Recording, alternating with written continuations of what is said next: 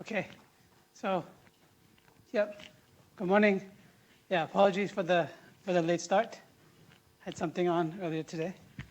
This thing is just coming on, so let's give it a moment to turn on. So we've been talking about transport layer, right? Right, and I think we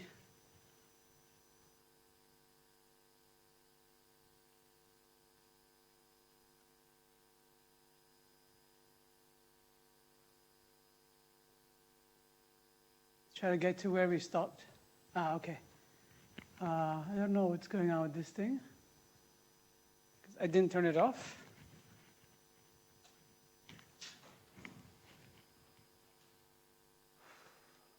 This is going to be a problem. Let's try turning it off and on again, okay? I'm not sure if this yellow thing is going to go away or not.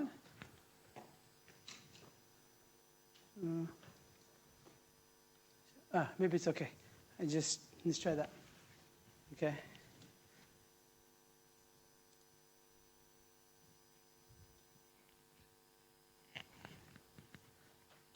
Okay, so we've been talking about transport layer, and transport layer is about end-to-end reliability, right? Okay, so before we continue, are there any questions up to this point about transport layer, or maybe anything that we've done so far? Is everything clear? Okay, so remember, we've been talking about some of the mechanisms for reliability, right? And remember, the scope of transport layer reliability is end-to-end. All right, so at this point, we've talked about some of the mechanisms, one of them being retransmissions. Right, so the transport layer has retransmissions when the packet is lost, or if a packet is received, if the packet decoded by the receiver is corrupted. Okay, and then we talked about the importance of the transport layer setting this timeout. Right, this is the time that the transport layer is going to wait before it retransmits the packet. And we saw that we set the timeout as a function of a quantity called the round trip time. So that's kind of where we ended last time. And I think we also talked about the inefficiency of stop and wait and the fact that the transport layer does something called sliding window. It uses a sliding window mechanism. So now we're going to move on and talk about fast retransmission. This is essentially the transport layer deciding how it's going to acknowledge. And maybe, so we saw that this timeout, that if it's not set correctly, it can lead to adverse consequences, right? If it's set too short or too long, bad things can happen. So in fast retransmission, we're going to see, is there another mechanism that will allow us to preempt the timeout? So we'll retransmit before the timeout. So the timeout, you can think of the timeout as a signal of congestion, right? So the sender will time out if the packet gets lost, or if the acknowledgement gets lost, or if the acknowledgement is delayed, right? These were the three instances in which there'll be a timeout. And all three can correspond to congestion. So we'll see that timeout is going to be one signal of congestion. Now it turns out, since we set the timeout conservatively, something like 2 times the round trip time, that when a timeout happens, it's quite a bad thing. Right? We never want to have a timeout. And when a timeout happens, the network is truly congested. So the hope is maybe there's another signal of congestion. And that's what fast retransmit is about. It's about looking for another signal of congestion. And if based on that signal of congestion I can decide the network is congested, I can retransmit, preempting the timeout. Okay, so that's what fast retransmit is about. So typically, when we, so I think I'll focus on what's obvious. So what we're going to do is we're going to, so in this process, we're going to talk about how to acknowledge. Okay, because that's where our additional signal of congestion is going to come from. So typically, if you acknowledge, like the most obvious way to acknowledge is to acknowledge the packet you received. So if I receive packet 1, I'll acknowledge I received packet 1, and so on. Right, but it turns out maybe there's an equivalent way of acknowledging that still acknowledges you receive packets, but maybe it has other uses. And so, so both TCP and also, when you looked at retransmission at the link layer, you also talked about this. Okay? So what we're going to do is instead of acknowledging the packet I received, I'm going to acknowledge the packet I hope to receive.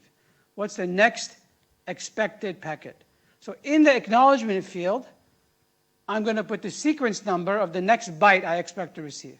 So if I receive, let's say, byte 3,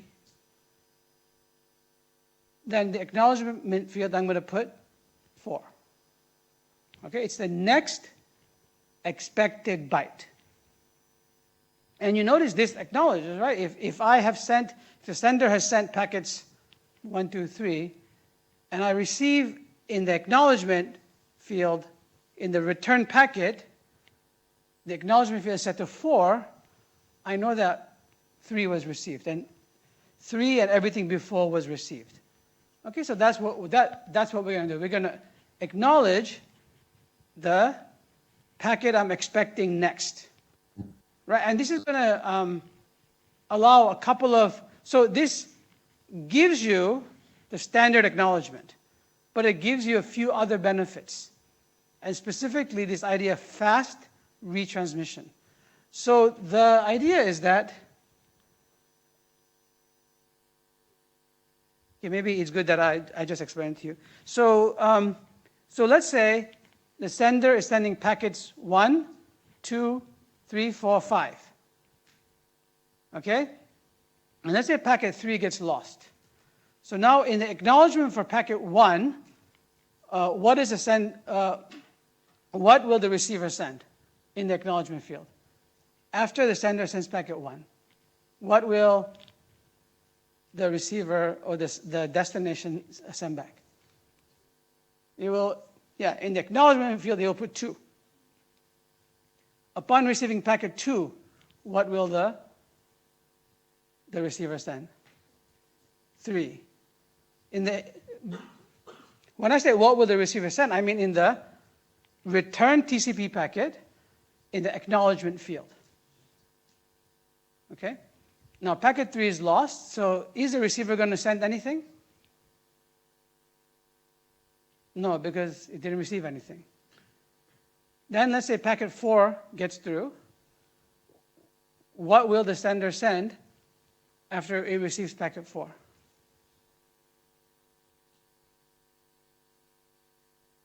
What's the next packet? So will it put 5? No, because it didn't receive 3. It receives 1 and 2. Remember, TCP has a sequence number for this reason. So in the acknowledgement for the 4th packet, the destination or the receiver will send in the acknowledgement field 3. Let's say packet 5 gets through. What will the acknowledgement for packet 5 look like?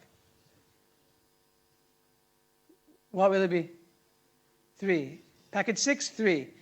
At some point, if the sender has not timed out on packet 3, do you see that it's getting a hint that packet 3 didn't get through? Because I received multiple acknowledgements citing packet 3. That's fast retransmit. Okay, so fast retransmit, I'm going to preempt the timeout. Obviously, if I've timed out, then the timeout mechanism kicks in and I'll retransmit.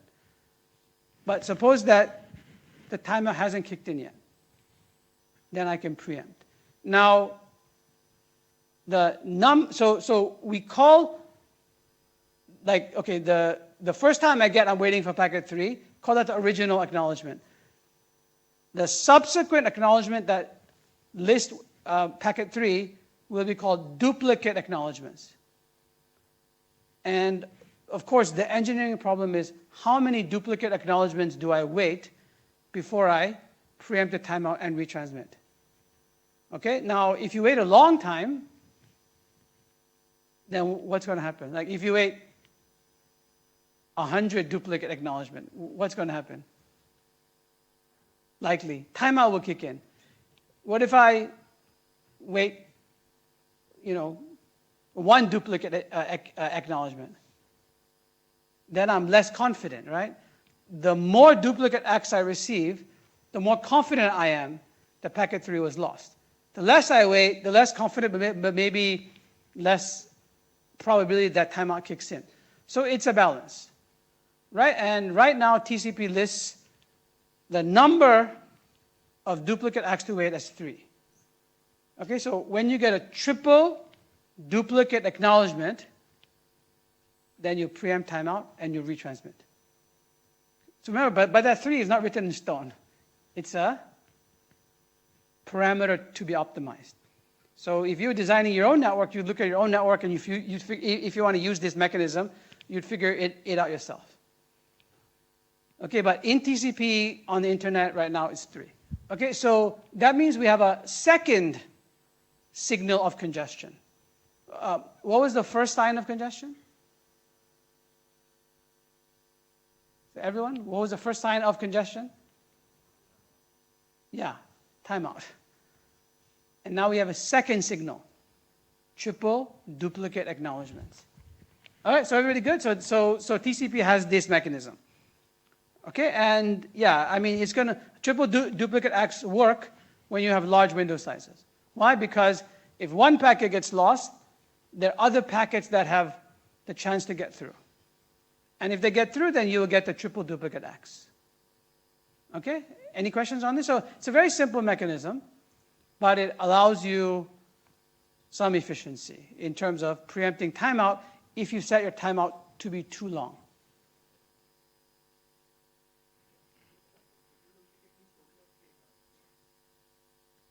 Three duplicate acknowledgements. So the first one and then 3 more.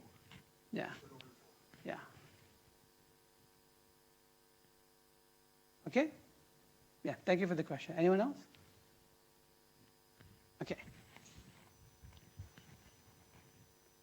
Okay, so now we're going to get to what's a big part of TCP called congestion control. So just to remind you, here's what we've seen, some of the mechanisms that we've seen.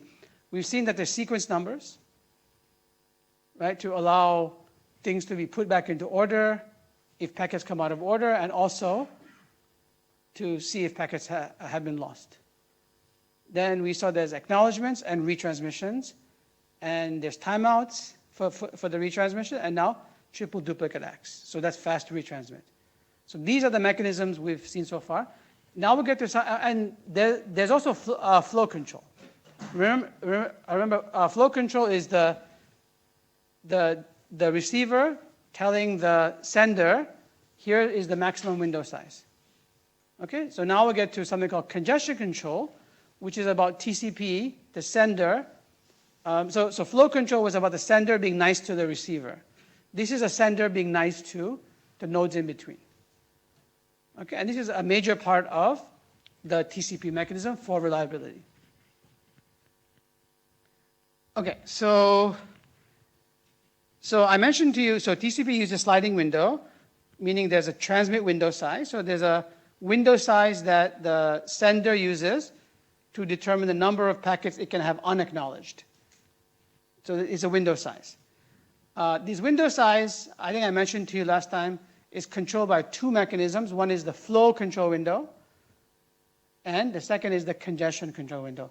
We've already seen the flow control window is advertised by the receiver in the advertised window field in its acknowledgement packets. All right? The second mechanism that controls the window size is the congestion window, which is controlled by the congestion control process. So what the sender does eventually is it agrees that its transmit window size will not be greater than the minimum of the two, the flow window and the congestion window. Right? So that's the equation that you see here, that the actual window size is the minimum of the congestion window and the flow window. Now, typically, it's the congestion window that's tighter constraint. Right? So often we will kind of say, oh, the performance is determined by the congestion window. But remember, it's the minimum of the two. So if for whatever reason the receiver sets a very small flow window, that could be the tighter constraint. But typically, it's the congestion window that's the tighter constraint. Okay? And so what we're going to talk about now is the congestion control process, which adjusts dynamically the congestion window. So it's the it's the receiver that determines the flow window. But it's the sender that determines the congestion window. And then the sender determines the minimum of the two. Okay? And so what is a sender going to do? So this is a very high-level description of the congestion control process. So congestion control is it's sort of a process in which the sender kind of actively probes the network by sending more and more packets until you break the network. Yeah, so sender is actually trying to break the network. It's trying to cause congestion. It's trying to see how much can I transmit before I cause a problem. It's kind of like children and parents, right? They push their parents to a breaking point because they want to learn what the boundaries are, right? Yeah. So it's like TCP wants to know the boundary of the network. Okay? Where am I going to cause congestion? So it's going to increase its congestion window. Now, it does it in a conservative way, in a nice way. And that nice here is captured by the fact that the increase is linear. Okay, so it's going to send a certain number of packets, check, did something go wrong? If nothing went wrong, I'm going to increase it a little bit. And keep doing that until something bad happens. Now, what bad can happen? Who can remind me? I'll give you a hint. There are two bad things that can happen. What are they? Yeah, the sender can experience a timeout, or it can receive triple duplicate acks. And the different flavors of TCP congestion control are, how do I deal with these two events? Okay, right now, for the purposes of this class, is basically that. There are other dimensions here that we're not going to study, things like losses and so on. But right now, the two main things are what happens with a timeout and what happens in a triple duplicate ACK. Okay? But here you see, for example, in this plot, you see that, so this plot shows on the x-axis time, on the y-axis it shows rate. But notice that if the congestion window is a tighter constraint, then that y-axis is also congestion window. Right? And we saw, what's the throughput of sliding window? Or what's the standing rate? Does anyone remember? What was the standing rate of sliding window transmission? A bit louder? W over RTT, right? So I'm plotting rate or effectively congestion window. So often people interchangeably use rate and congestion window. Okay, so here I'm plotting the congestion window, and you can see that the increase is linear. Now, what you see, certain times you see a pretty drastic drop. Okay, that's actually a multiplicative drop. It's like cutting the congestion window in half.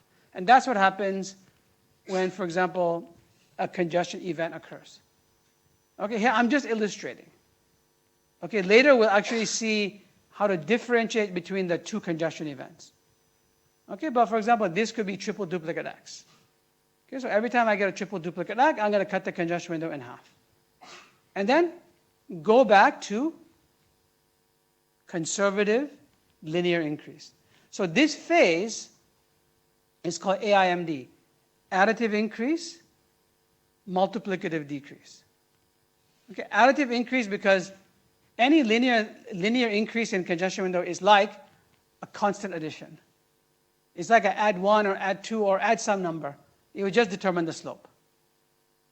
Okay, but if you add 1, then you get this nice slow linear increase.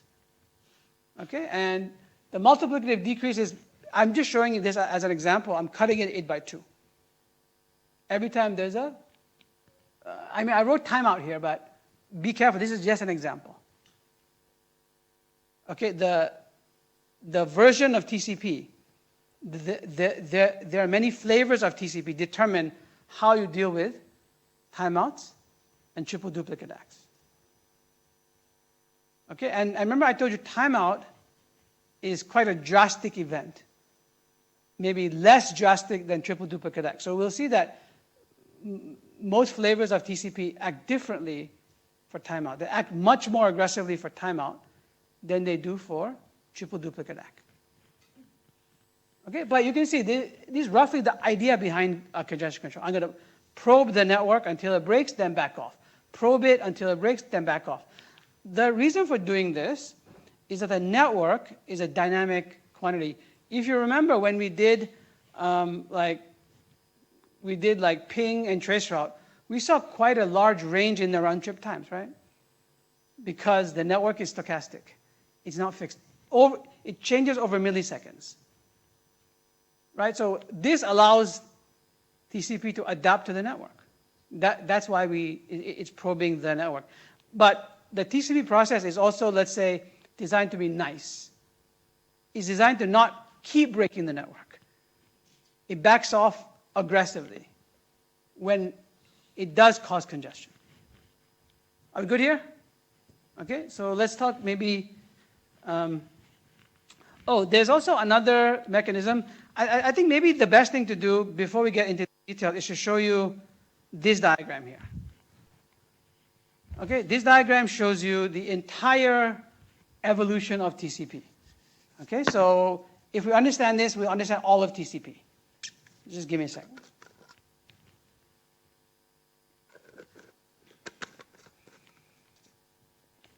Okay, so on the x-axis we see time, and the y-axis is the congestion window, or effectively the rate. Okay? So you can see so here we have the additive increase, multiplicative decrease. Okay?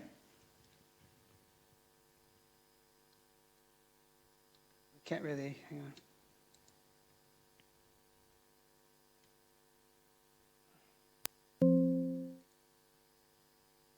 Maybe it's okay. I think we're fine. Okay, now when we first start a TCP flow, we don't know what the congestion window is, right? So, and to be efficient, we want to operate near the congestion window, but not too near, right? Like maybe somewhere between 0 and half the congestion window, right? We want like that's the idea behind cutting it down aggressively, right? So we want to operate at a somewhat efficient rate, but not too close to the congestion window, but also not too close to 0. Now, at the very beginning of the connection, since we don't know the congestion window, we could, in theory, do a linear increase. Right? So for example, I could start here, start at 0, and do a linear increase. Now, assuming that this is the congestion window, meaning this is where congestion happens, you can see that it's going to take me quite a long time to get to my congestion window to get to be large enough such that I break the network. And that will be okay. One could operate that way. But it would be nice if maybe an oracle or a genie could tell us, oh, suppose this happened to be 128 segments, let's say, right? So if a genie could tell me, okay, at this point, congestion is around 128 window size, then you could just, for example, at the very beginning, set your congestion window here, right? One could do that, but there's no genie, there's no oracle. So what we do in the very beginning is we have this so-called exponential increase in the window size, where what I'm doing is every round trip time, I'm doubling the congestion window. So it's an exponential increase. And paradoxically, that exponential increase is called slow start. Okay, so your challenge, if you're up for it, is to figure out why it's called slow start. Okay, so this exponential increase, this initial slow start, actually, you turn out all of the slow starts are exponential increase. Okay, so I have an exponential increase until something bad happens. And in this instance, because I'm doing exponential increase, very likely I'm going to get a timeout. Okay, so we see that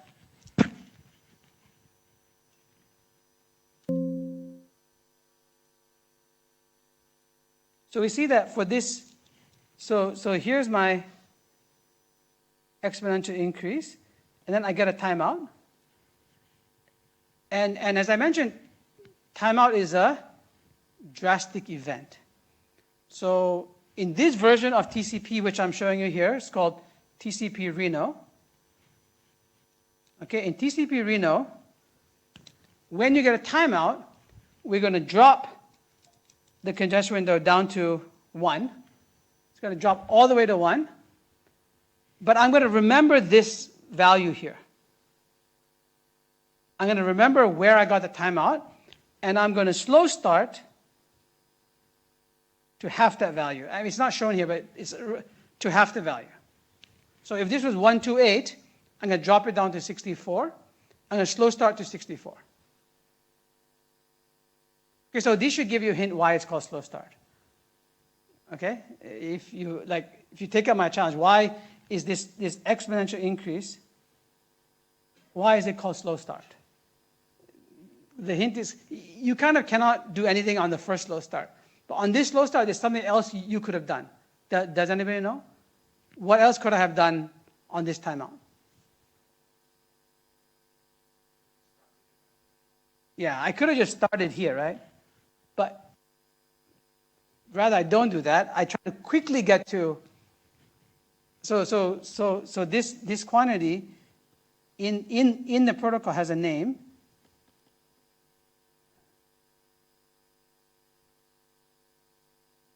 It's called SS thresh. Slow start. Hang on. I typed that. There should be a way to delete here, but I don't know how to. So I need to not press the mouse. So this one is where the timeout happened. Suppose this is my slow start threshold, and then I'm going to slow start up to that threshold. Okay, and it's called, well, you maybe have figured it out. Now it's called slow start because I don't just go straight to 64. Okay, but this is the TCP being nice. Okay, so it's going to slow start. It's going to go back to essentially 1, slow start here, and then it's going to go into its AIMD phase. And specifically in TCP Reno, this is a timeout, and this event here is a triple duplicate ACK. Okay, so when I get a triple duplicate ACK in TCP Reno, you cut the window size in half. When you get a timeout, you cut it down to 1 and slow start up to half where you broke the network, the congestion boundary of the network. Okay, and then if at some later point you get another timeout, again, you just react. So the protocol for timeout is cut it to, you remember where the timeout happened, You set slow start threshold to be half that value, and you slow start up to half that value and go into AIMD. Good?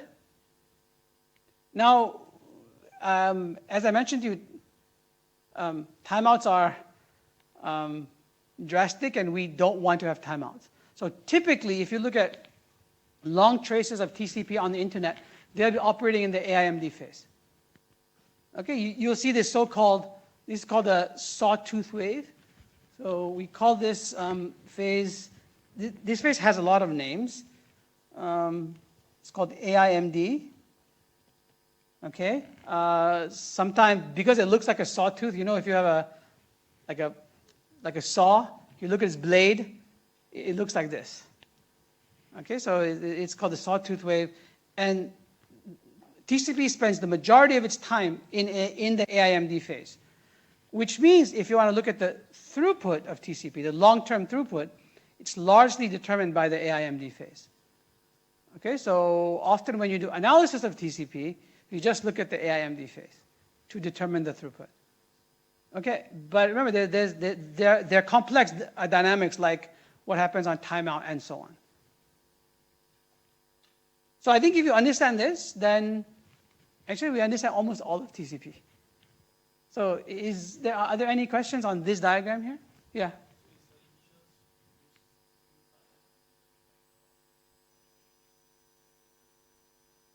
Because in the beginning, we don't know the congestion boundary. So yeah, it's to determine where, you know, the congestion boundary, where I break the network. Yeah, correct. But that initial slow start, there's no memory because the slow start threshold is set and used once. The next time I get the slow start is because there was another timeout. And the second timeout determines a new slow start threshold. What do you want to do? That's right, give me another suggestion. It's a good question. Give me an alternate protocol. We'll call it, you know, TCP NUS.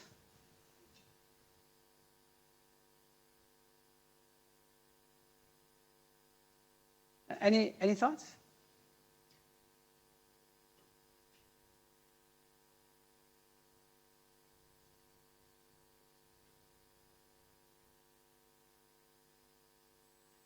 Yeah, so that was the gentleman who asked. That was a good question.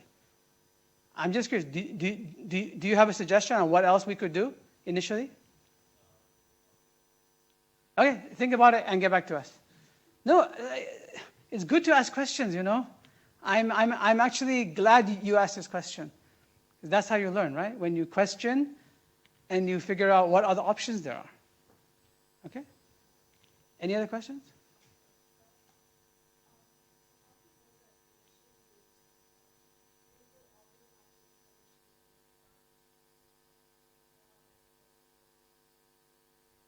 What's the definition of the congestion boundary? Yeah, it's where, no, so timeout is a sign of congestion. So if I get a timeout, that's my congestion boundary. It's not that there's a congestion boundary and timeout are independent. They are the same. Yeah, does that make sense? Yeah. Yeah, it's just an example. Yeah. Yeah, like you notice the second timeout happens much, yeah. It's just an example, yeah. Okay, thank you for the question. Anyone else? Did you figure out what else we could do?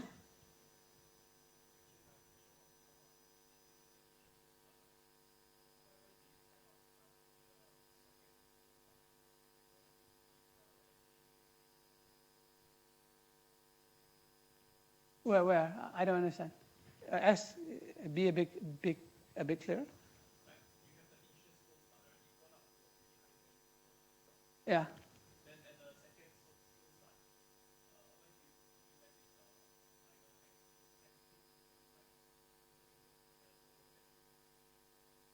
The second slow start is the reaction to the first timeout.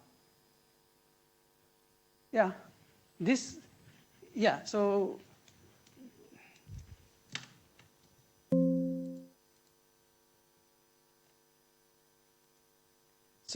this slow start resulted in this timeout, right?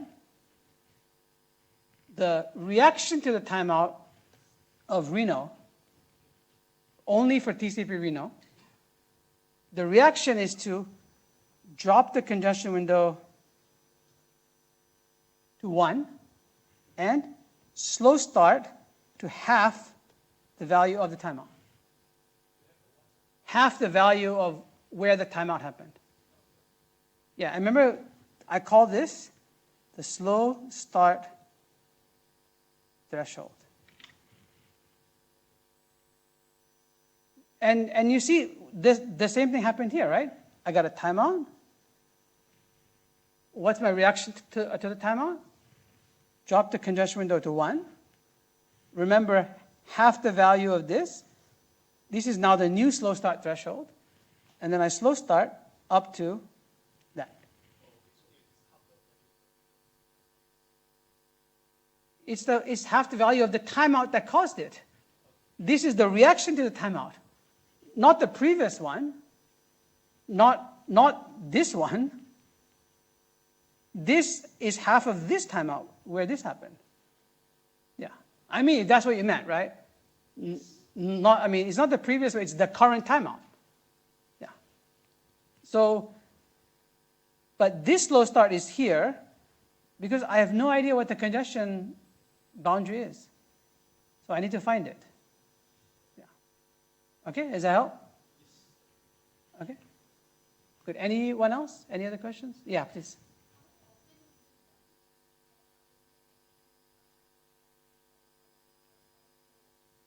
Well, remember TCP uses sliding window. So for every packet it sends, it sets a timer. Yeah. So, and then the receiver will respond to every packet it receives. Yeah, so it happens, well, so how does sliding window work? So every time, so, okay, you mean the additive increase, for example. Yeah, it happens roughly every round trip time. Yeah. Every time I send a batch of packets. So maybe the additive increase is every window of packets. After that, I'm going to increase my window size. Yeah, so it's every window of packets. Yeah, but actually in practice, you do it on every packet, but some fraction of the window size you will increase. Yeah, until it gets to an integer. Yeah, thanks for the question. You had a question, Rita?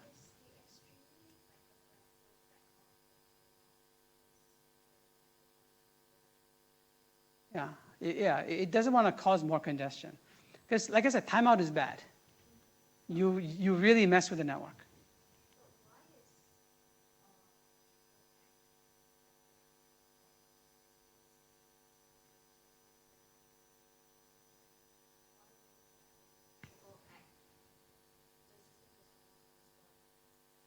Because there are many other reasons for triple duplicate ACK.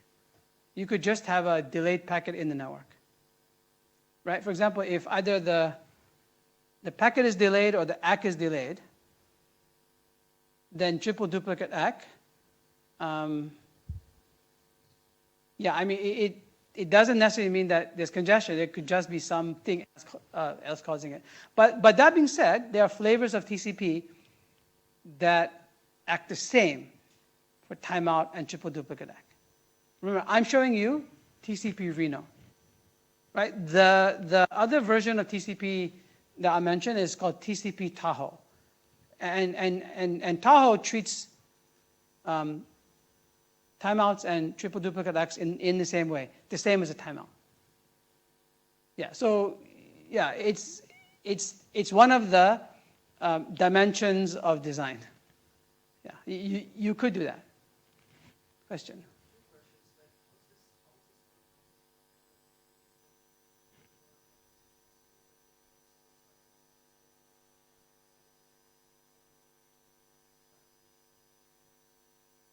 Yeah, so that's a good question. And this doesn't apply to just the initial one. Your question is, why do you set slow start threshold to be half of where the timeout happened? Yeah, that's a good question. The half is not written in stone. You could have designed it differently. Yeah. What's your second question? What's it?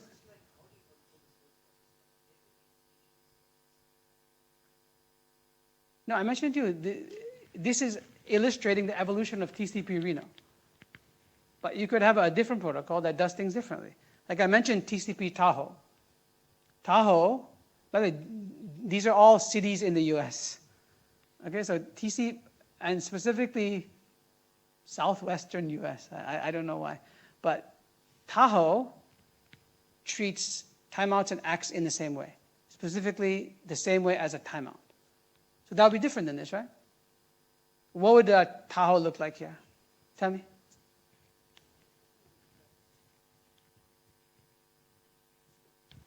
Well, I just explained to you. Tahoe treats timeouts and triple duplicate acts in the same way as a timeout. So with this initial, so the initial slow start will not change. This timeout will happen, and the same thing will happen because it treats, Tahoe does the same as Reno for timeout, but it treats triple duplicate act the same way as a timeout. So how would it change here? What would change here? Would this part change? Okay, then what would change?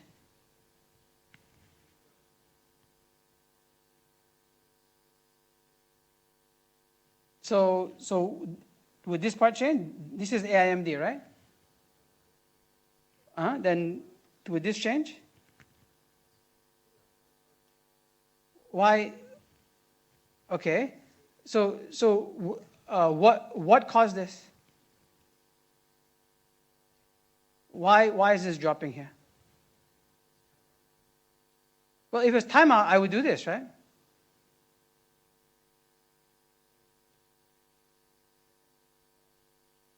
Yeah, guys, hang on. So timeout would be this, right? This is a timeout here.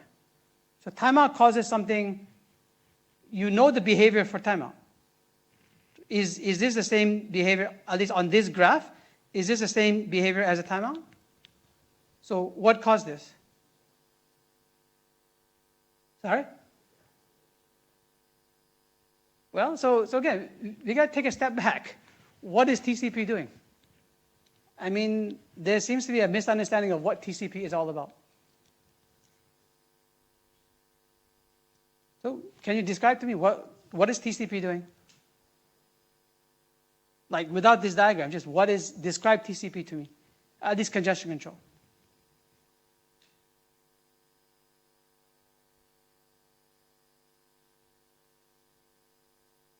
Yeah, so it's trying to find out where you break the network.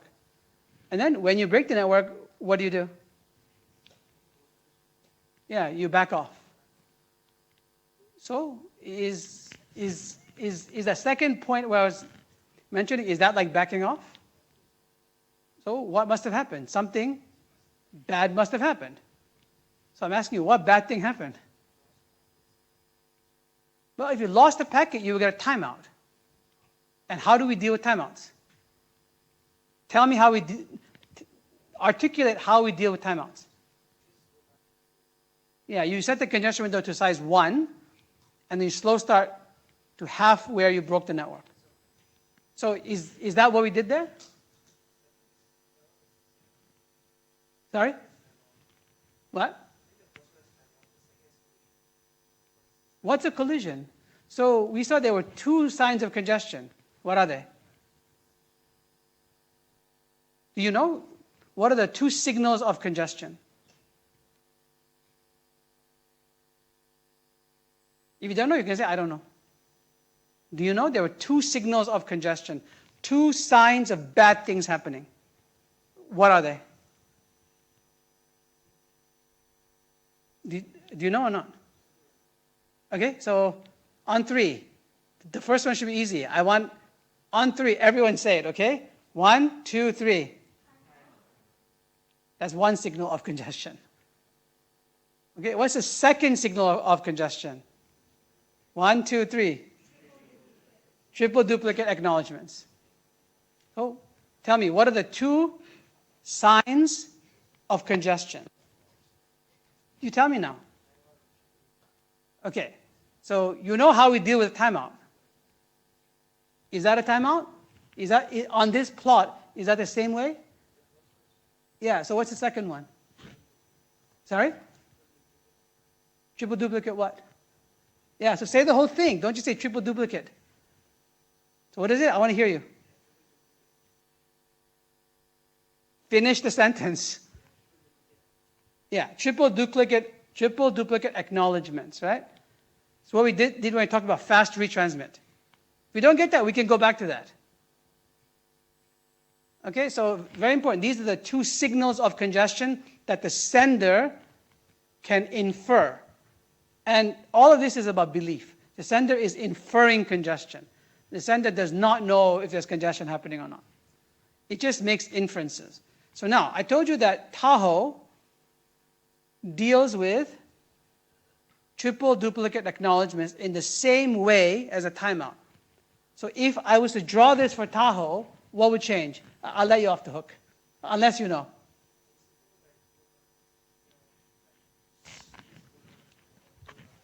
Yeah, exactly. It's going to change.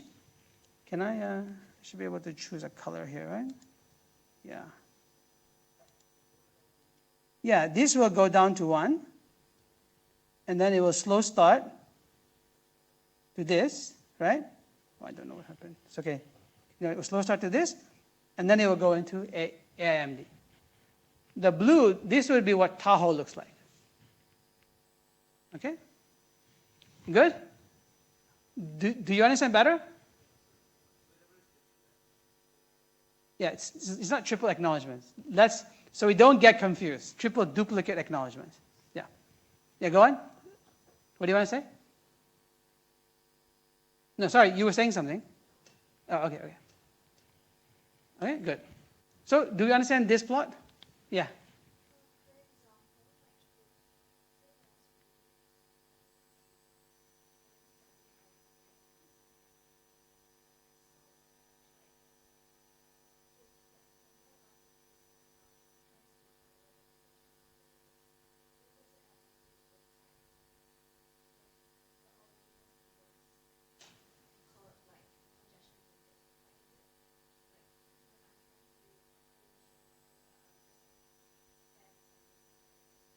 Yeah.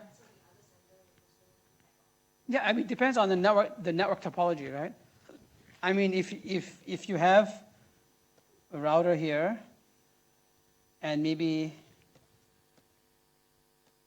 something like this, right?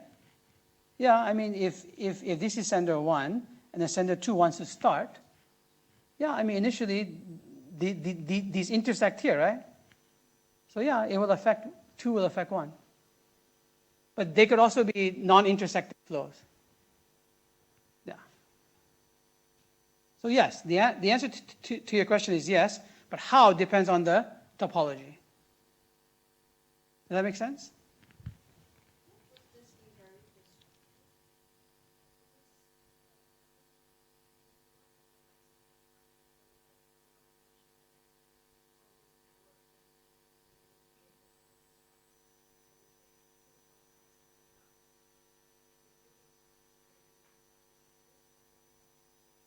Yeah, maybe.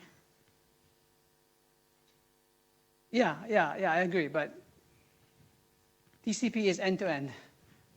It doesn't keep state inside the network. Yeah? Does that make sense? So that's a consequence of relying on the end-to-end principle. Your intelligence can only be at the endpoints. And 2 and 1 could be 2 independent hosts. It could be you and me on this network, on NUS, but why should we cooperate? You could be in this LT, I could be in a different LT. Yeah. So you cannot rely on 1 and 2 cooperating. So TCP this is a completely distributed network, and there's no smarts in the network. You could imagine that you could put some smartness in one of the intermediate routers, but that would violate the end-to-end principle. But this is a good question, yes.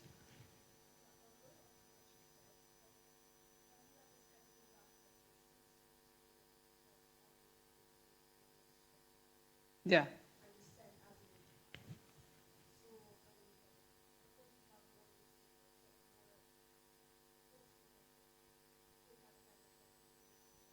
Yeah, but that's what network is. It's competition. Yeah, exactly. It is competition. You're in some sense correct. But the hosts here are nice in the sense they back off. Right? What gets interesting is, suppose that interspersed with some of these flows, you have UDP flows. Suppose you had an application that was sending high data rate but decided to use UDP. You see that could be very destructive because it would essentially hog all of the network resources. And the nice guys would back off. Yeah. So that is a real problem in networks, yeah. Right? Because this is end-to-end. Whether you're TCP or UDP is determined by the application, not by the network. Okay, good. Some good questions. Anyone else?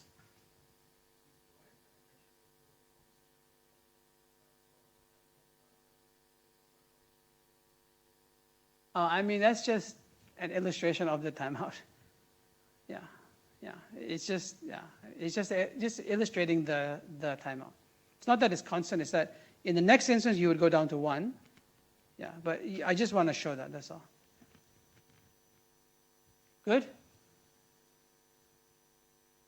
Okay. So again, what we'll do is we'll just quickly review we'll go back in time. We'll look at the notes.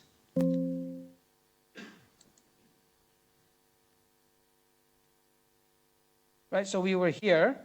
So slow start, again, is just doubling, or it's exponential increase in the window size. And here, what we would do is, essentially for every batch, every window of packets, you double your window size. And that's equivalent to increasing it by 1 for every ACK. Right? I mean, because of losses and so on, you can't really count number of packets. You actually want every round trip time or every batch of packets, but that's equivalent to every time I get an acknowledgement, I increase my window size by 1. That gives you the equivalent effect to doubling it every batch of packets. Okay, so that's what we call the slow start. And so here's an illustration of slow start here, right? So you send 1 window of packets, then you send 2 windows, then 4, and so on. Okay, in AIMD, every round trip time or every batch of packets we increase by a fixed quantity. In this case, I'm showing you 1. But you could have any constant factor that gives you a linear increase, right? But I think the protocol increases it by 1. Okay, so it looks something like this, right? So every time you do this, it goes to 2, then you send 2, it goes to 3, and so on. And in practice, because you want to do it every acknowledgement, right? You just increase it by some fraction, right? It could be 1 over congestion window, right? If you do that, 1 over the current window, then if all packets come back, you effectively increase it by 1. Okay, and again, these slides, like they are trying to articulate some of the things that we've already discussed, right? That AIMD is we want to be conservative in our increase and aggressive in our decrease. Okay, and we'll talk a little bit about why not do additive decrease instead of multiplicative decrease. One could do that, and there's nothing wrong with that, but I'll show you a graphical proof later why AIMD results in something that's really very good. It turns out it's the right thing to do. Okay, so we'll explore the different options for AIMD later. Okay? Yeah, and I think we've kind of already discussed some of these things. We've been through this diagram. Okay, so do we roughly understand what TCP is trying to do? Again, to summarize, it's trying to probe the network by sending more and more data until we break the network, and then we back off. And then we continue probing, and we do this forever. We don't stop. We never get to a fixed window size. It's constant, and I think there was a question, when is this done? This is done essentially every, you roughly want to adjust the window size every round trip time or every batch of packets. Practically, you do it every acknowledgement, some fraction of increase. Okay, so are we good? So if we, and then I think here I talk about some variants of TCP. And this is what I was talking about. TCP Tahoe deals with timeouts and triple duplicate X in an identical way. And the way it treats them is aggressively like a timeout. Okay, you could imagine another version that treats both of them like a triple duplicate ACK. Right? So it turns out there are many, many variants of TCP. Right? They all are exploring the different dimensions. Right? Somebody has y half. Okay? Maybe you want to choose a different value, you get a different variant. Okay? Okay. So I want to talk a little bit about the kind of the optimality or the goodness of AIMD, why it's the right thing to do. Okay, it turns out it's a good thing to do. Excuse me. From just sort of from principles. Oh, I want to be conservative while increasing and aggressive while decreasing. That's like from a principle point of view. But it turns out from an optimization point of view, it's also the right thing to do.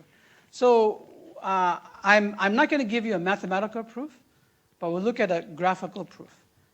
This graphical proof is essentially, it's as good as the math proof. You could write it out if you want. Okay? So we're going to look at things on this type of diagram. Okay? This diagram shows the rates of two flows, right? I'm showing the rate of x1 on the x-axis and rate of x2, the second flow, on the y-axis. This is essentially also the congestion window. Right? Remember I told you we can use congestion window and rate interchangeably with the assumption that most of the time the congestion window is a tighter constraint than the flow window. Okay, so I'm going to plot this. Now, in this diagram here, I'm going to make the assumption that what I have is this, that I have an intermediate router. Okay, I have two flows. This is like, call it x1 and x2. These are the two flows. They intersect at a router. Okay, and suppose this router has some outgoing link rate. Call it C, I don't know, Mbps. Okay, so these two flows, x1 and x2, have to compete for C Mbps. Okay, so just looking at this diagram and assuming x1 and x2 are the rates of these two flows, what can you tell me about x1, x2, and C? What's the relationship between x1, x2, and C? Yeah?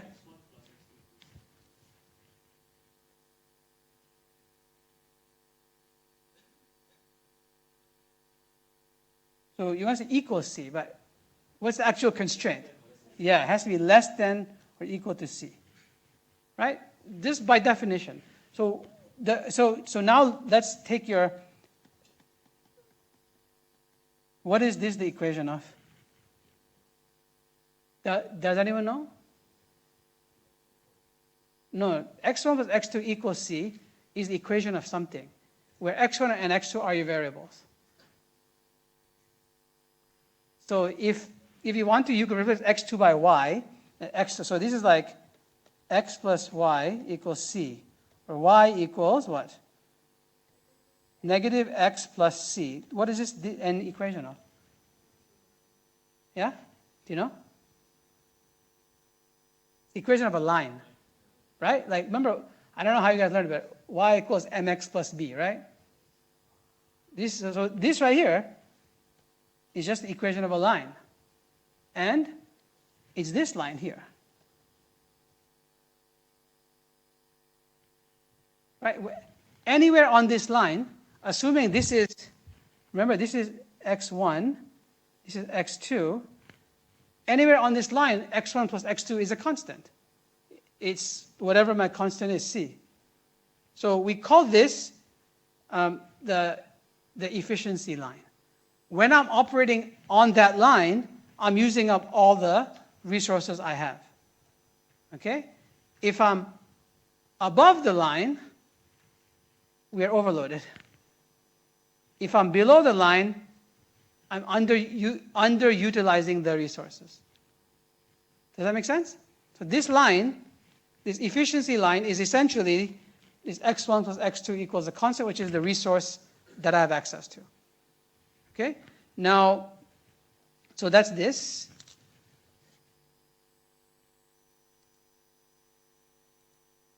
Okay?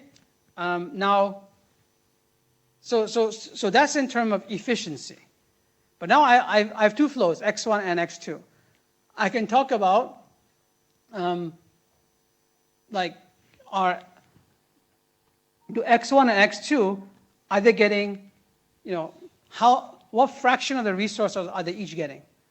And that leads us to fairness. Okay, and so this line here, can anyone know why I call it the fairness line? Because x1 equals x2, right? This is a 45-degree line. x1 equals x2. Okay, so now we have two lines. We have the fairness line and the efficiency line. And it makes sense to you. You want to operate at the intersection of the two.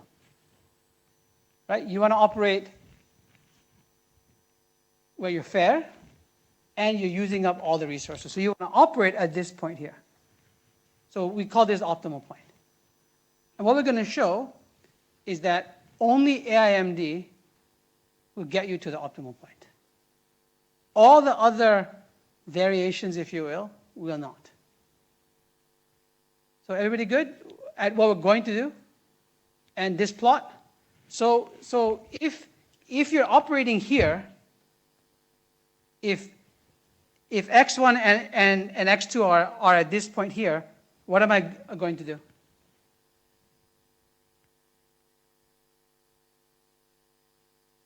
Well, what does TCP do? So at this point, am I overloading or underloading the router? I'm underutilized. So will there be any packet drops or timeouts or anything? The assumption is no. So what does TCP do? Yeah, so both x1 and x2 will increase, right? So what you'll see, we'll look at the trajectory on this plot. We should see, assuming that the x1 and x2 increase, let's say by 1, I essentially will see something like this, right? The trajectory over time will look like they both increase. Now, what's going to happen if, let's say, I'm here? Am I overloading or under? Maybe I put this in green. Let's try in green. So let's say I'm here. Am I overloading or underutilizing the router? What am I doing? So what will I do? What will TCP do? For the moment, let's not worry about timeouts. Let's assume that we're going to cut the congestion window in half. So what will it do, Benita? What does cutting in half look like here? Yeah, you want to describe? Yeah, this gentleman in the white shirt. You just did something. Try to articulate, yeah.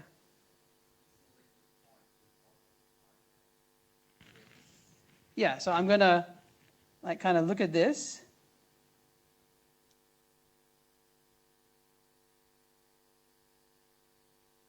And then kind of go halfway, right? Is this what you're trying to say, Benita? Yeah, okay. So this will move to this point here. So that would be the equivalent of the trajectories on this graph. Okay. Of course, if let's say I was so this is additive increase, this is multiplicative decrease. What does additive decrease look like on this graph?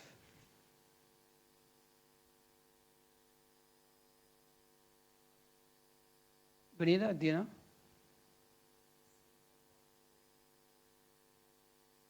The same thing as multiplicative decrease? No, cannot be. Because any move towards the origin will be multiplicative decrease. It will go in a 45-degree line. Right? Yeah. It will still go down, but if both decrease by 1, that's like a 45-degree line down, right? Okay? Okay, so we understand hopefully some dynamics on this graph. Yeah.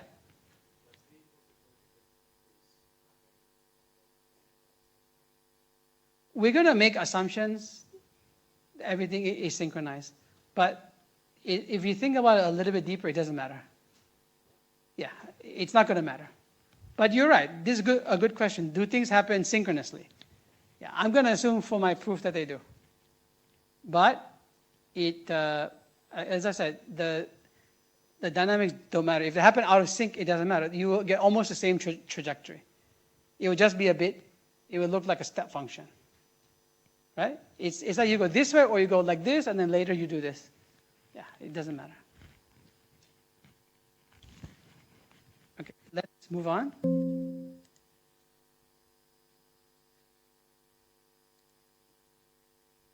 Okay, so this is going to show you what happens if we start here. Okay, so we're underutilized. So this graph is a bit weird here, but because this line actually should be 45 degrees, but I think something happened. Right? You should really be 45 degrees. Okay. Okay, so because I'm underutilized, I'm going to increase the rate. Both x1 and x2 will increase the rate. Then now I'm overloading, so I will decrease. And again, what we're going to do is draw a line to the origin and then go halfway on that line.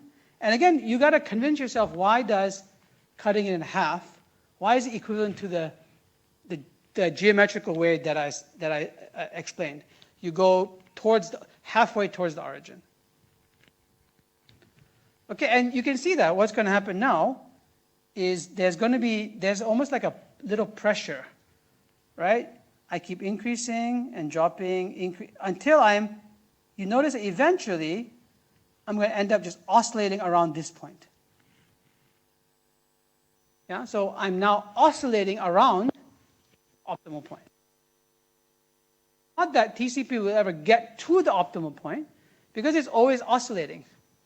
But you can see that AIMD gets you there. And actually, you can convince yourself that no matter where you start, you could start, for example, let's say we were to start here. Then what would happen? What does a trajectory look like?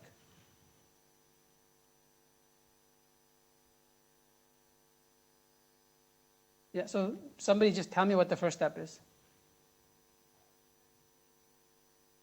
Sorry? Just x1? x1 and x2, right? So what will the first move be?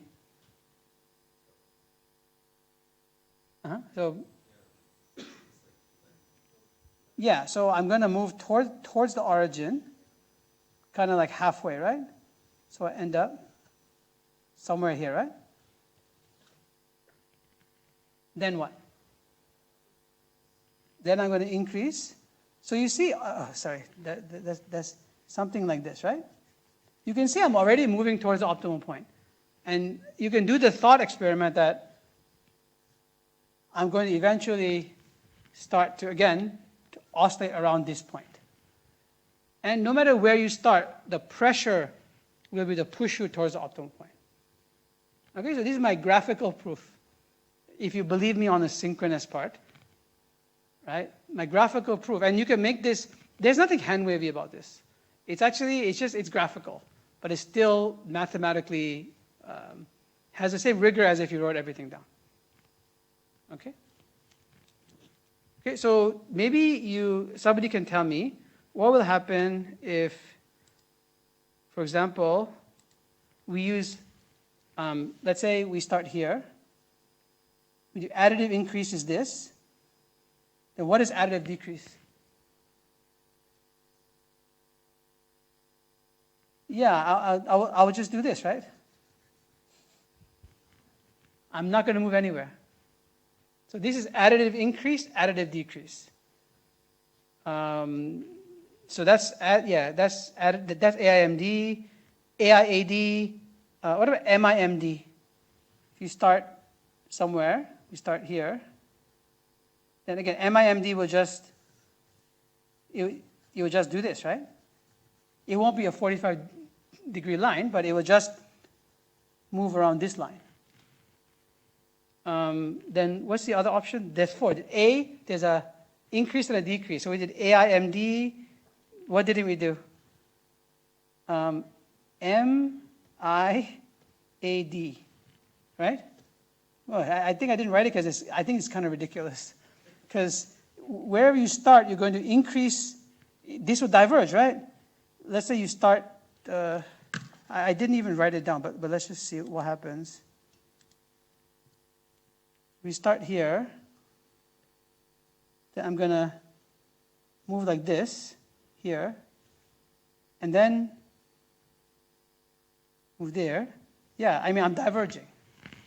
Right? Essentially, I'm diverging away from the optimal point. So MIAD is bad. I mean, I think that's why I didn't even write it down, because it's moving away, as opposed to pushing you inside. Okay, so I think I find this a little bit nicer than writing out tons of equations. Yeah, like I said, it's equivalent to doing it. You can write out the equations for this, and you can build in the asynchrony and all that good stuff. Okay, so we understand why AIMD is just not the right thing to do in principle, but also from an optimality viewpoint. Yeah.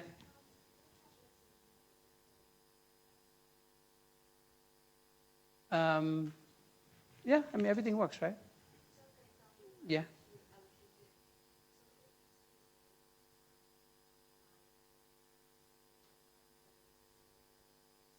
Yeah. Yeah. Yeah, because instead of having this line, you might have, for example, a different line.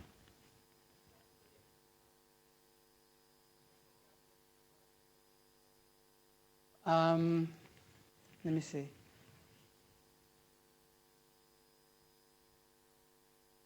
I think the efficiency would still be there, but the question is about fairness, right?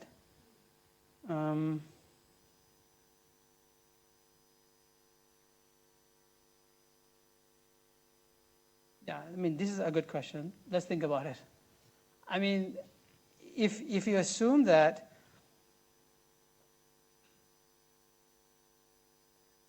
okay, so my response to you is, if x1 and x2 behave differently, then yes. If you want to give more to x1 than to x2, and you assume it increases by 2, whereas the other one only increases by 1, then yes, it will naturally happen. But your question is, they both increase by 1, then the answer is no, because the router has no intelligence. It's not keeping track of which packets it has served. It could, right? It could, for example, keep track of it. And what we're going to see in the follow-on segment to this is rethinking the end-to-end principle, where we try to get what you want, but in an automatic way. Okay? But without doing anything, without the router having some intelligence, no.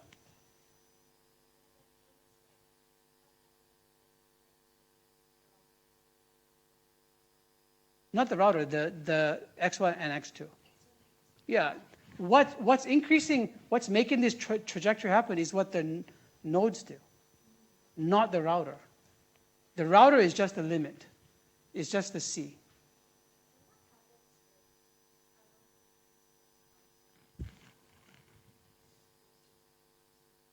Yeah, but that's the intelligence is at the endpoints. So the two nodes can do that, yeah. And that proof, then this still works because they're both increasing by 10%. Yeah, so I think the important thing to understand is that when I'm drawing the trajectories on this graph, this is the senders making the decision. So this increase is the senders increasing their rates because I'm plotting X1 and X2. And X1 and X2 are both running TCP. And what does TCP do? It increases when there's no congestion, it increases its window size linearly. When there is congestion, it decreases its window multiplicatively. So all the actions here are by the senders. The only thing that the router is doing is imposing a limit on the total rate. Yeah. Which means that if you overload the router, you'll get congestion. That's the only thing the router is kind of coming into play, is imposing. Good? Okay, but you asked a good question if you want to have unequal allocation of resources. That one, you either need intelligence in the router, or you need the two nodes to do something different. Yeah, good question, thanks. And anyone else? Do you understand and do you buy the proof that AIMD is the right thing to do?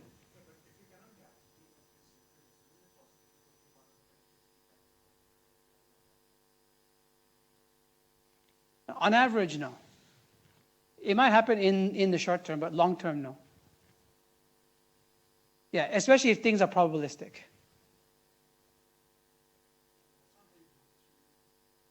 What do you mean?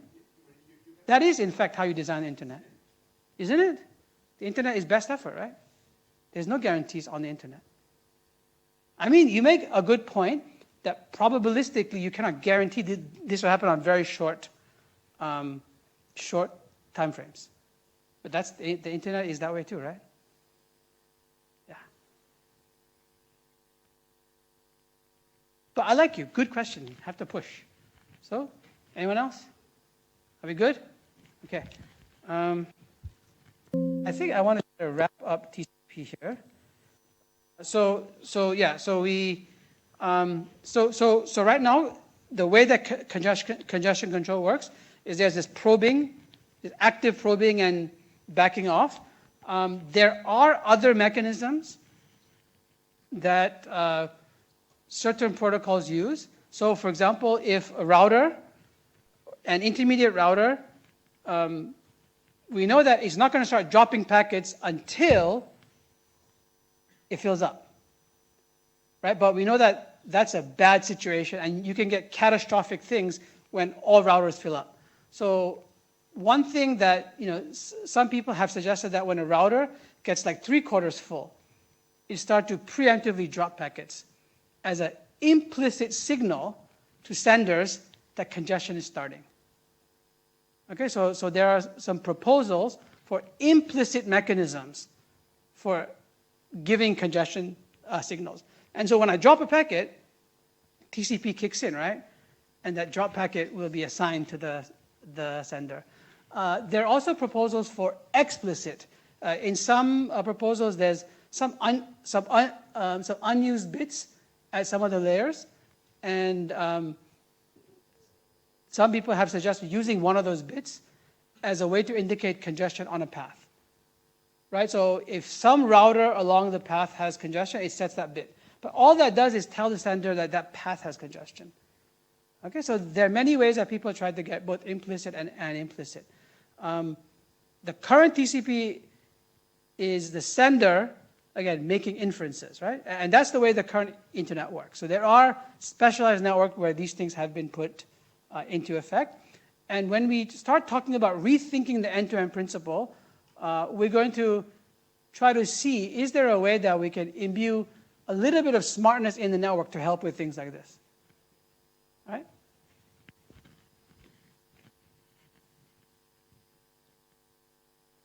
Okay, and then I think the rest of these slides are just to tell you something about, again, the TCP anatomy of the packet, and this is the finite state machine for TCP. So if you wanted to implement TCP, this is the finite state machine that you have to implement. Okay? So I think that's all I want to say. So any questions?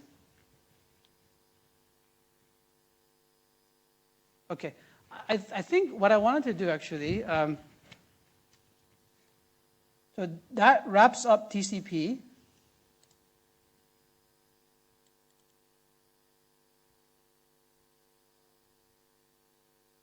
So maybe what I want to do is I'm not going to complete this set of slides, okay? But I want us to rethink the end-to-end principle. And so what I'll do for the rest of this lecture is we'll just talk a little bit about the end-to-end principle and how one might question it. Then I have 2 examples. And we'll see if I can get through those examples. Great. If not, we'll finish the examples next time. Okay? So the end-to-end principle is the idea that you should have intelligence only at the endpoints of the network. So you have a sender, you have an intermediate network, you have a set of intermediate nodes, intermediate routers, and you have a final destination. Only the 2 endpoints should be intelligent. The network should be dumb. In the sense that you should only do routing. In fact, current routers only implement up to network layer. They don't even implement transport layer. So current core routers in the network implement only up to network layer. They process up to network layer and then send the packet on. They just do routing. So there's no end-to-end intelligence in the network. Okay? And this says, can we rethink that? And why one might want to rethink that, okay? Again, these set of slides are not my slides. They are a set of slides taken from a project called the Clean Slate Design of the Internet out of Stanford.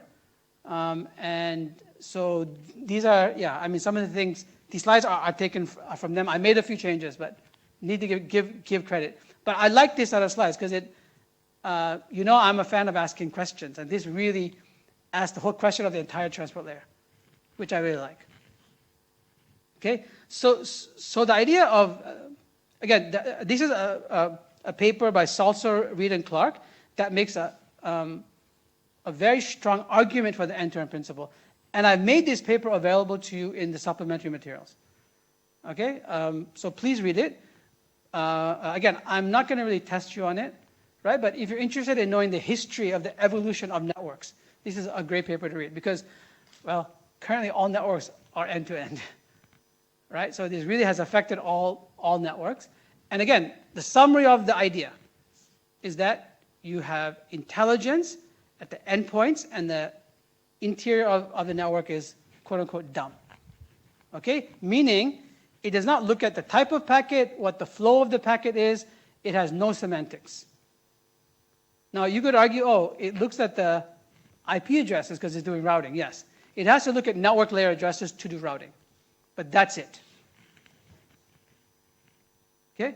So now the question is, why do we want to revisit this end-to-end principle, this end-to-end argument? The primary reason, there's a lot written here, but there's one main reason.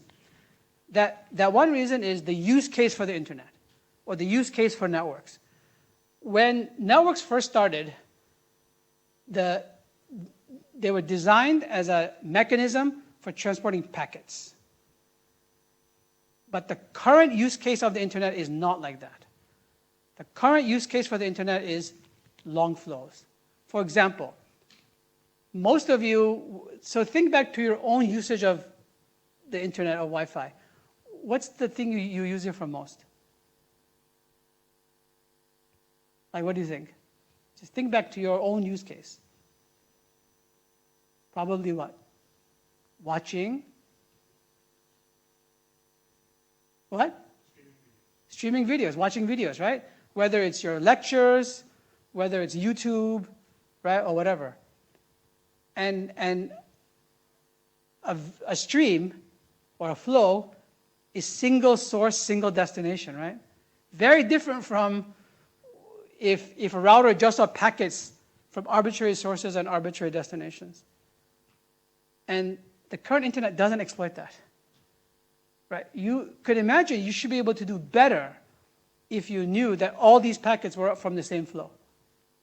Okay, and so the current IPv4 has nothing, no mechanism for identifying flows. And we'll see when we talk about network layer, the IPv6 has an explicit flow identification field. There's a reason for it, because we realized that the use case for the network has changed. So this set of slides, what I'm saying here, what we're trying to explore here, is without an explicit flow identification field, can we still do something? Turns out you can. So that's what I want to talk about here. Okay, so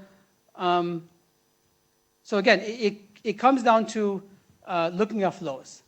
And can we identify flows? Now, so maybe like the simplest problem I could come up with is just you have a router and you want to give, like the problem that you mentioned, Benita. You want to say flows are coming in and you want to give them some fraction of the resource. Well, the worst case, what you have to do is just keep track.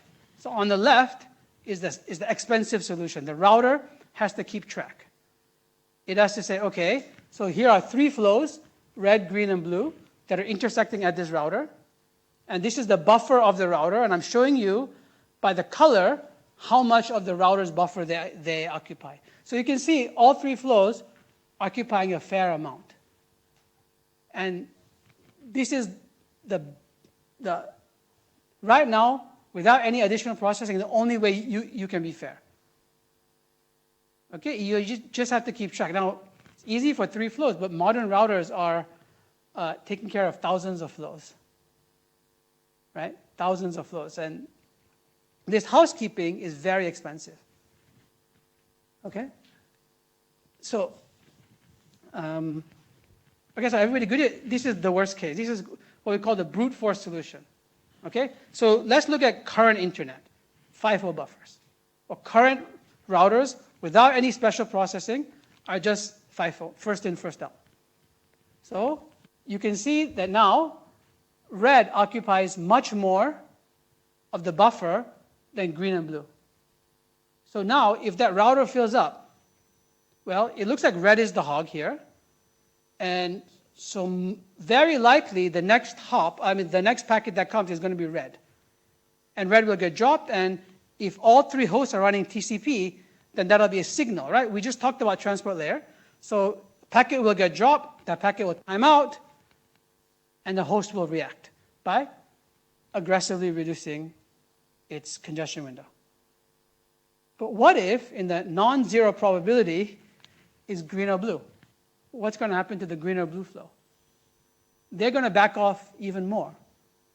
And you can see it's going to exacerbate the problem. So FIFO buffers don't work. FIFO buffers with TCP do not work. Okay, so this is the best case solution. It's very expensive. This is the current state. All right, so let's look at some solutions of how you could try to build some intelligence into the network. And what we're going to do is we're going to use randomized sampling, essentially random algorithms, random sampling to try to do better. Okay, so our first attempt is going to be to, when the buffer is full, reach into the buffer and drop a packet randomly. So remember, I told you some implicit signals. There's actually a protocol called random early dropping, where routers, when they're close to being full, will randomly drop a packet. Okay, so this is that, but close to, so when the router is full, it just randomly drops a packet. But that's almost equivalent to letting it fill up and drop because it's full. Right? This is not going to work because even though you're more likely to pick a red packet to drop, there's a non-zero chance you'll pick a green or blue packet in the other example. And it turns out this doesn't work. The main problem is that given buffer sizes and so on, the probability, the non-zero probability of choosing the non-dominant flows is still too high. Even though it's smaller, it's too high. So what these folks did was they suggested something, a small tweak. you pick 2 packets. And if they match, you throw them away. If they don't match, you choose again. Now, this still means that maybe there's a non-zero probability of choosing the non-dominant flow, but you've now increased the gap between choosing the dominant versus non-dominant. And it turns out that this, from an engineering point of view, works. They call this algorithm choke. Okay, I'll tell you what choke means in a second. They didn't. This choke is actually an acronym. If somebody wants to help me, okay. But they actually, these 3 guys out of Stanford, they showed that this actually works. So you have a 5-fold buffer. You have flows with TCP. That this will actually help to give you fair allocation of resources at the router. Okay. Now, they did this in a theoretical paper with simulations, and they actually implemented this along with Cisco, and Cisco is using this on their some of the core routers that they sell. The one they implemented is called AFD, approximately fair dropping. Okay, they had to tweak this a bit to deal with some of the constraints of real-world routers. Okay, and so they actually are implementing this along with Cisco. So this is a nice example of where intermediate router, now you can argue it's not really intelligent, but it's still identifying dominant flows. Okay, it's serving our goal of flow identification. Okay, so any questions on this?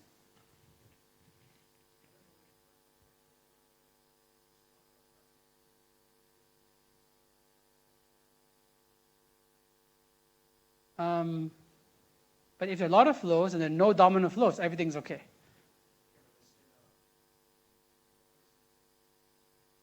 Yeah, but that's just a resource constraint, right? The idea here is to identify dominant flows without keeping track of flows.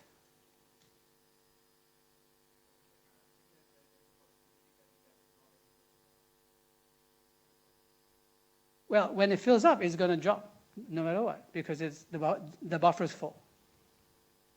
This is all preemptive. Yeah, I mean, before you wait for the next packet to come in and drop it.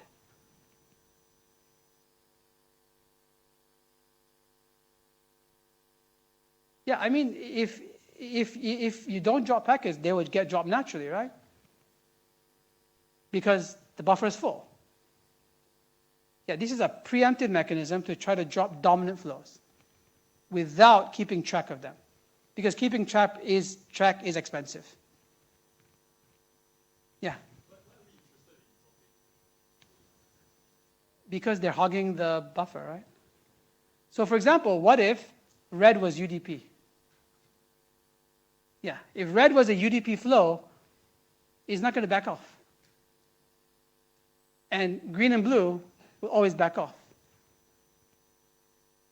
So what you've done with choke effectively is increase the gap between choosing the dominant versus non-dominant flow.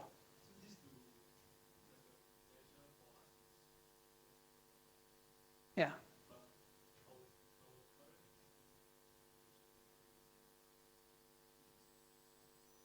Yeah. Yeah, the current internet is first, because this is too expensive. Doing this solution 1, which is fair queuing, meaning you keep track. The router says, okay, I served 20 red flows, 20 blue flows, and only 10 green flows. That means the next time red and blue come, I won't serve them until I get green up to be fair. That's too expensive, because it will slow down the router too much. Does that make sense? Yeah. Current internet uses FIFO buffers. Yeah.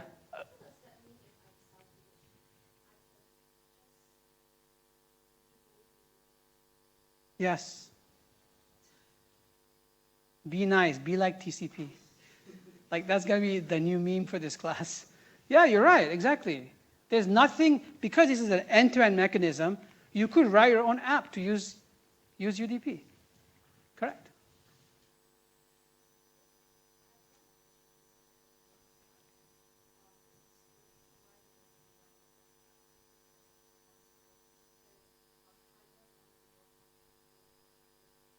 Yeah, yeah. No, they didn't prove it mathematically. They just showed it works. It controls the dominant flow. It's a good point you make, right? You could argue, why not choose 3 packets? Because that would make the gap even larger. Turns out they showed with internet trace, like traffic traces and so on, that this controls the dominant flow. It's a great question. They didn't prove it mathematically.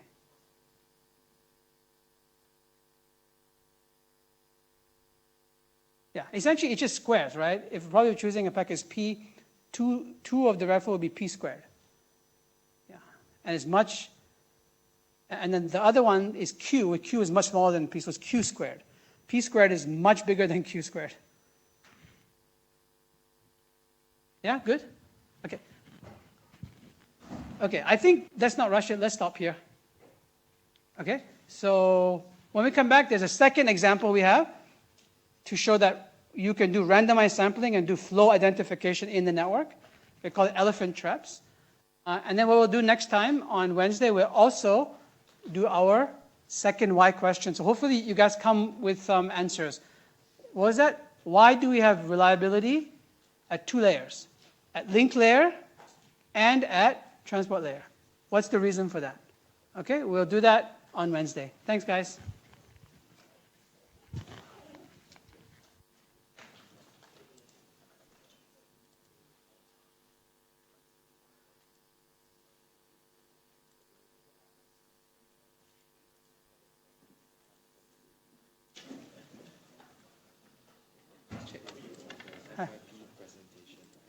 Yeah, I'll respond to you. I know, you sent me email. I'll respond. Yeah. Yeah, I'll let you know. Yeah, sure. Sorry, I just want to ask you a few questions. Yeah. What exactly is a flow? Sorry, I didn't really catch it. Oh, it's just a set of packets from same host to same destination. Oh, okay. Oh, okay. Yeah, yeah. Yeah, as opposed to at a router, right? It's just random packets. Yeah, but if you're streaming video, then there are a lot of flows that are Okay. from you to YouTube or YouTube to you, right? Yeah, I just want to check my understanding.